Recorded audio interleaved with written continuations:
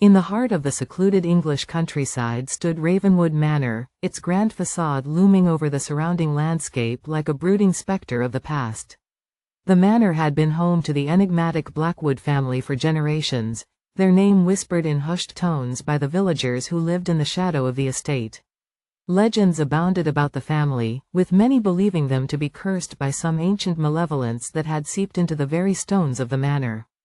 When young governess, Charlotte, arrived at Ravenwood Manor, she was struck by the eerie beauty of the place. The looming oak trees seemed to whisper to her as she made her way up the winding path to the front doors. She had been hired to care for the Blackwood children, two solemn-faced youngsters who seemed to carry the weight of the world on their young shoulders. The children, Edward and Eliza, had an air of sadness about them that Charlotte found troubling, as if they bore the burden of some dark secret. As the days passed, Charlotte began to notice strange occurrences within the walls of Ravenwood Manor.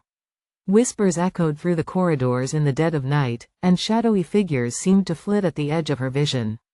She tried to dismiss these phenomena as mere tricks of the light or the overactive imagination of a young governess in a grand old house. But as the whispers grew louder and the shadows more persistent, Charlotte began to doubt her own sanity.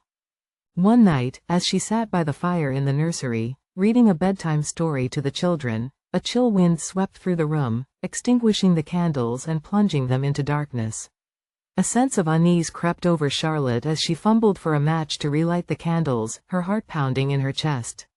And then, in the corner of the room, she saw it, a figure cloaked in shadow, its eyes burning with an otherworldly light. Terrified, Charlotte fled the nursery, the children in tow, as the spectre followed, its ghostly form gliding through the darkness with a silent menace. She knew then that the rumors were true. Ravenwood Manor was haunted by a malevolent force that sought to harm those who dared to unlock its secrets. And she had unwittingly become entangled in its web of darkness. Determined to protect the children in her care, Charlotte delved into the history of the Blackwood family, uncovering a tale of betrayal and revenge that had torn the family apart centuries ago. She realized that the ghostly apparitions that haunted the manor were the restless spirits of those who had been wronged, seeking vengeance against the living.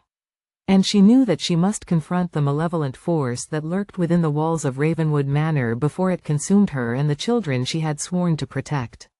Armed with courage and determination, Charlotte faced the ghostly presence in a final showdown, her heart heavy with sorrow for the tormented souls trapped within the manor's walls. And as the first light of dawn broke over the horizon, the shadows dispersed, the whispers faded, and peace finally returned to Ravenwood Manor. The curse that had plagued the Blackwood family for generations was lifted, and the ghosts could finally rest in peace. As she bid farewell to the manor, Charlotte knew that she had faced the darkness head-on and emerged victorious. And though the memories of Ravenwood Manor would forever haunt her dreams, she also knew that she had helped to bring redemption to a family torn apart by tragedy and betrayal. And as she walked away from the grand old house, its towers silhouetted against the rising sun, she whispered a silent prayer for the souls of the Blackwood family, hoping that they had found peace at last.